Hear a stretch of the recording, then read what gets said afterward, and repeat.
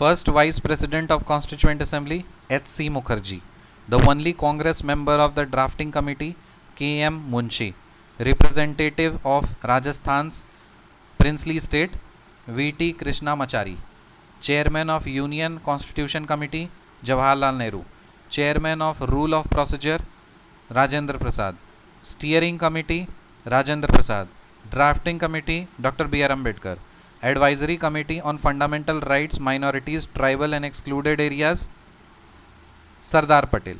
और इसमें जो फंडामेंटल राइट्स सब कमेटी आया था उसका हेड था जे.बी. कृपलानी, और इसी के अंडर माइनॉरिटी सबमिट कमेटी था उसका था H.C. मुखर्जी.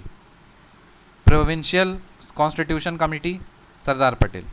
ड्राफ्टिंग कमेटी में कौन कौन मेंबर थे? ड्राफ्टिंग कमेटी में चेयरमैन थे डॉक्टर बी आर अम्बेडकर, और टोटल 7 मेंबर्स थे, उसमें से 6 मेंबर्स अलग थे. तो N Gopala Swami Ayyangar, Alladi Krishna Swami Ayyar, K M Munshi, M Mohammad Saadulla, B L Mitter, N M Madhavrao. B L Mitter था पहले, उसको रिप्लेस करके एन एम माधवराव हुआ, और डी पी खैतान था, उसको रिप्लेस करके टी टी कृष्णमाचारी हुआ. तो ड्राफ्टिंग कमेटी में टोटल 7 मेंबर्स थे. Chairman doctor B R Ambedkar, N Gopala Swami Ayyangar, Alladi Krishna Swami Ayyar, K M Munshi, Mohammad Sadulla, और बी एल मिट्टर को रिप्लेस करके एन माधवराव आया, डी पी खैतान को रिप्लेस करके टी टी कृष्णमाचारी आया. The Constituent Assembly set up a drafting committee under the chairmanship of doctor B R Ambedkar on 29th August 1947. Who was the constitutional advisor at the time of the formation of Constitution? B. N. Rao. First draft of the Constitution, B. N. Rao. 243 articles, 13 schedules. जो पहला draft ready हुआ था B N Rao के द्वारा, उसमें 243 articles थे और 13 schedules थे.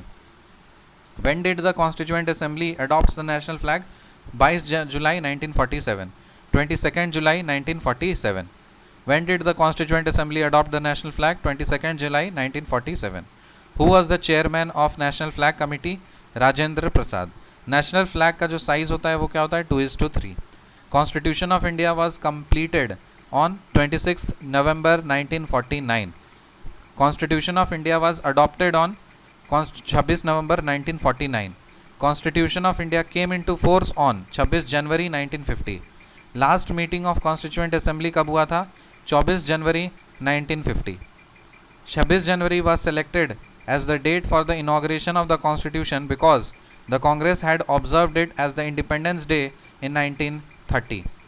In the preliminary election held in 1946, Dr. B. R. Ambedkar was elected from the eastern part of undivided Bengal. Later on, this region became part of Pakistan, and then Ambedkar was elected as a member of the Constituent Assembly from Pune seat of Bombay Presidency, which was vacant after the resignation of M.R. Jaikar. Birth and death of Dr. B.R. Ambedkar. Birth हुआ है 14 अप्रैल 1891 महू मध्य प्रदेश में, और death हुआ है 6 दिसंबर 1956 new Delhi में.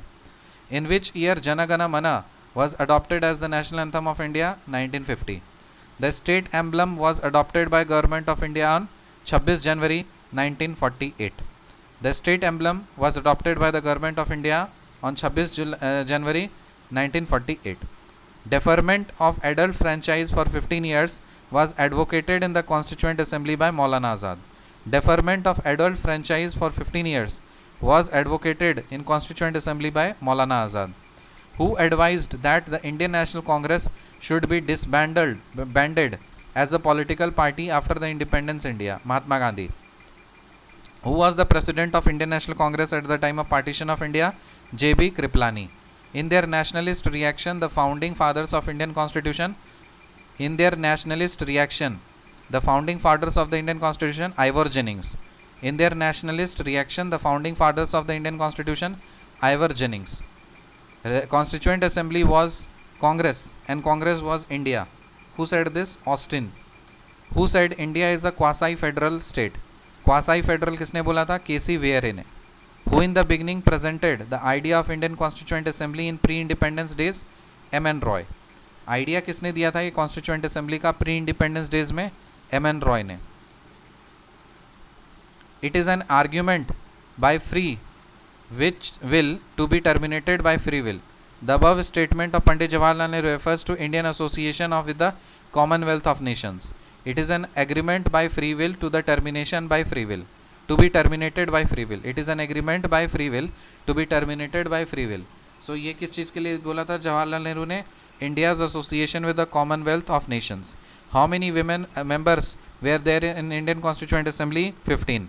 Who speaks of India's self-reliant social system? The rural system in India is a tiny republic. किसने बोला था ये? The rural system in India is a tiny republic. ये बोला था चार्ल्स मेटकैल्फे ने. चार्ल्स मेटकैल्फे ने. Who speaks of India's self-reliant social system? The rural system in India is a tiny republic. किसने बोला था? चार्ल्स मेटकैल्फे ने. The states and the central government derive power from Constitution of India. जो state और central government है, power कहाँ से मिलता है? कॉन्स्टिट्यूशन ऑफ इंडिया से. See in the next video, then bye.